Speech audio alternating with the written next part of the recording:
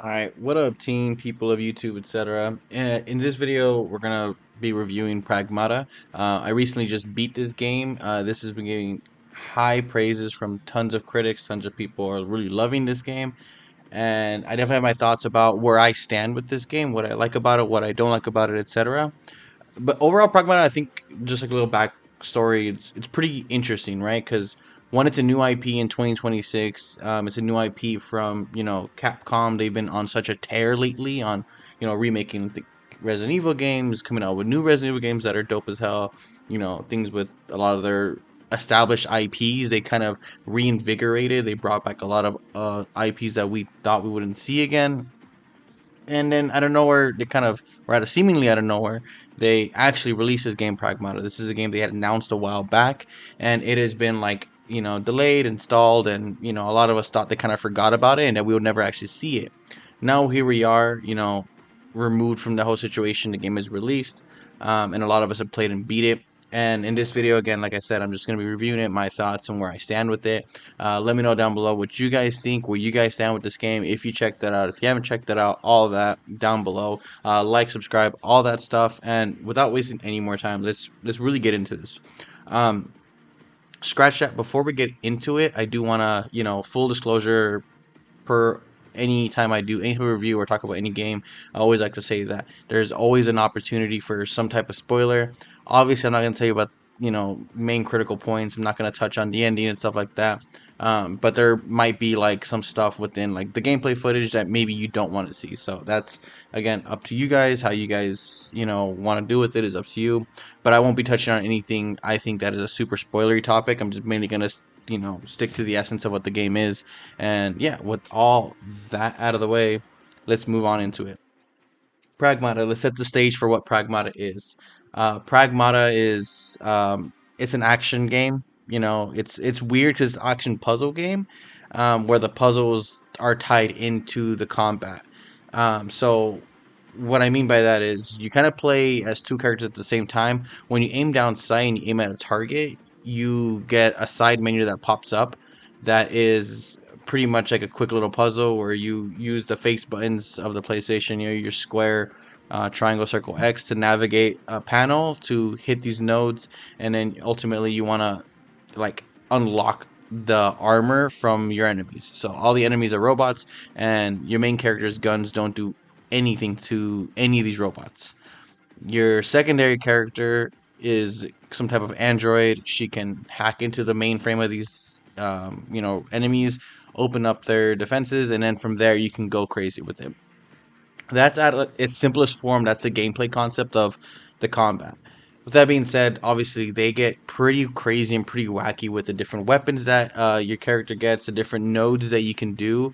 And what the nodes are pretty much is you have a bunch of different paths that you can take to get from wherever you start in the hack to wherever the end goal finish of it is. Now, if you take a detour or kind of go and pass through different nodes, you can add different effects. Things like multi-hack, which will affect all the enemies within the area, freeze, which will slow them down, heat, which will like cause them to heat up faster, etc., etc. So as the nodes get crazier and your different options get crazier, your different weapons get crazier, the game definitely throws a lot at you in a very short amount of time. For context, it took me 10 hours to beat this game.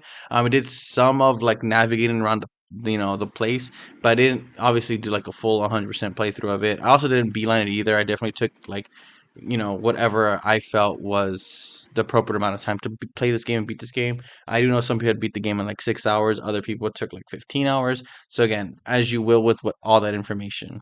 With that being said, though, like from just the combat aspect of it, this game is super, super addictive. I think it's scratching a lot of parts of my brain from just the idea of shooting enemies and destroying them and watching them explode with like the puzzle solving part of my brain. If you ever play games like Portal, where it just feels good to solve a puzzle, even though they're like pretty remedial puzzles. The puzzles in themselves are not challenging. It's the fact that you're trying to solve this puzzle in the middle of a bunch of enemies attacking you. So you got to kind of dash out of the way. You got to make sure you position yourself in a way that you have time to solve these puzzles in a more optimal way. And the game does a really good job of tailoring up the difficulty. I never felt like the game was hard, quote unquote. There's definitely moments where I was like, oh, I could have done this better. I could have done this faster. I think speedrunners are gonna have a blast figuring out how to crack this game if they haven't already. I'm sure you could probably beat this game within like 4 hours or something. The game definitely leans towards replayability. It leans towards mixing and matching different weapons, different nodes, different attributes to your character. One of the things that I commend this team for doing really, really well is the progress always feels very rewarding. Every time I unlock a new node or unlock a new weapon or unlock a new attribute, etc., I feel the effects of that immediately. And I try to like figure out ways that I can use that in a boss encounter and regular encounters, etc. So it's one of those type of things that they definitely thought this out a lot on how the combat system works, and it gets me very excited to see what a sequel or what another interpretation of this is, or whatever the predecessor to the or successor to this is. I'm very excited to see what comes next with this idea. I hope it doesn't just stay here in this game, because I think it is a very, very cool thing to do. It's almost like, trying to do the thing where you pat your head and rub your belly at the same time. Like, there's a lot of stuff going on multitasking wise. um, but I think the game definitely, it never gets cumbersome, which is my fear. I felt like when I played the demo and I really loved it, my fear was how long does doing both these things, stay fun? When will it not be fun anymore? And I think they definitely did a really good job of packaging it, adding new things, and ending the game pretty concisely in a way that none of it ever gets tiresome or boresome, right? So, from just a combat aspect of this game, I absolutely love like pretty much all of it. Um, if I was to say like the things I didn't like the feeling of the start of it a little bit. Like the pistol was kind of a little cumbersome. Like the cooldowns were a little annoying at first, but obviously as the game builds, like by like the second chapter, you have some pretty cool ways to play with the cooldown system and how you kind of flip through different items and different weapons, etc. So it is a little like the first chapter feels a little clunky. It feels a little slow. So just kind of keep that in mind, but like you're in that area, you're in that part for like 30 minutes to max an hour, and then from there it's rampant and like you're progressing crazy and you can add a lot more stuff. So if the first like 30 minutes or an hour of the game is a little boring, like believe me, it goes away from that super quickly. Now, the story of this game, the narrative of this game, what's going on with this game. You play as main character Hugh. He's like a space engineer or something with space, and astronaut or whatever. There's like a space station out on the moon that him and a group of people, they pretty much kind of lost contact with what's going on this on the moon station. So him and a group of people go out there to figure out what's going on, and obviously they gotta like help fix whatever the systems are up there, right? Pretty immediately they realize that something's not right, something's a little off. Uh, Stuff happens, and then you get left with just Hugh. Hugh then encounters an android character. I call her android. I don't know if she's fully an android. She could be a robot, whatever she is. She's she's very human for what a robot typically is. Just throwing it out there. And her name is like D1006 something something something, right? Very like Lilo and Stitch type of numbering. Um, he names her Diana. They quickly form this bond of one necessity where Hugh needs her because without her he can't deal damage to enemies. He can't figure out what's going on. He can't get out of this area without her. And vice versa. She doesn't know where she's at or really what's going on. She doesn't have a whole lot of memories about her purpose. So together they form a pretty quick bond of we need each other in this situation right now. And it's really cool to see throughout this like the steps of their bond really getting deeper, and like I don't know, I had just watched Project Hail Mary not that long ago, so some of it seems very familiar of like this guy from Earth is talking to an entity that has never seen Earth, and just seeing him explain little like common Earth things to a child, it's super cool. Me as a father, like I understand the feeling of having to explain things that are like not they're just like what these things are through like life and through experiencing stuff, and then having to explain things that you never really thought of for the first time is always an interesting it's always an interesting situation, explaining things like beaches and swings and what a ball is like. It's definitely an experience that resonates well with me. If I was to give any type of critique on the overall narrative of the game, the thing that I didn't really like about the game was that it definitely felt like bonds were being formed way too fast. Like there's like no second of like, hey, I don't know who you are or anything like that. It's just, hey, cool, we're best friends moving forward, you know?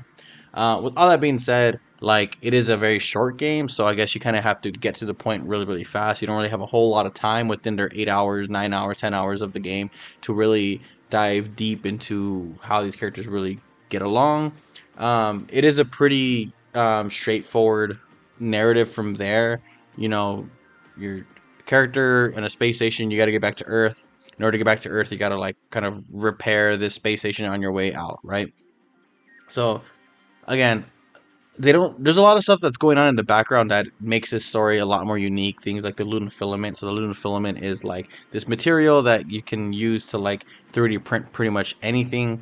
Again, there's a lot of like ideas to the core of this that don't really get expanded on too crazy within this game, which again leaves a room for like a sequel or whatever comes next to this game, right? There's definitely a lot that gets left on the cutting room floor, and that's dope. You know, I like to see that there's room to learn more.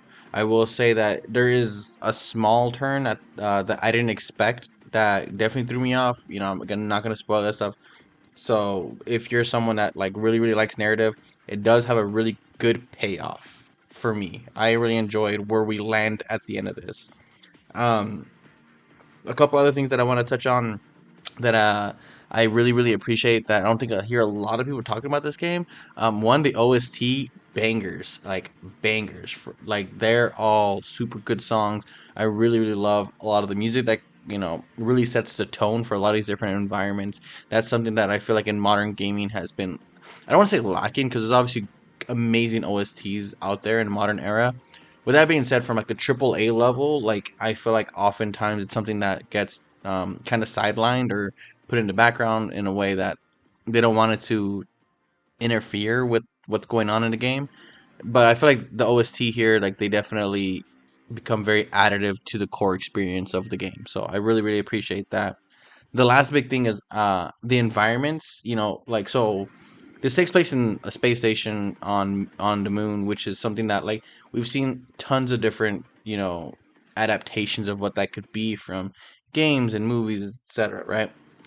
They find a cool way of making it feel like some of the different environments, it almost doesn't feel like you're on space sometimes, like you're in a city that looks like New York City at a certain point where you see like greenery, and it's just stuff like that that I feel like they did a really good job of not just making everything brown, gray, earth, moon stuff, They definitely did a lot to kind of play around with their biomes, and I really appreciate that.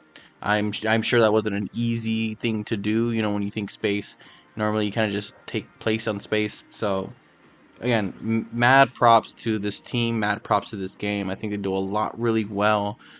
Is the game perfect? No, there's obviously issues with every game, but so far for 2026, this might be my favorite game that's came out so far. So again, I highly recommend this game. I think it's an easy purchase. If you don't want to buy it immediately, this seems like a game that eventually will go on sale on some. Capcom likes to put their games on sales.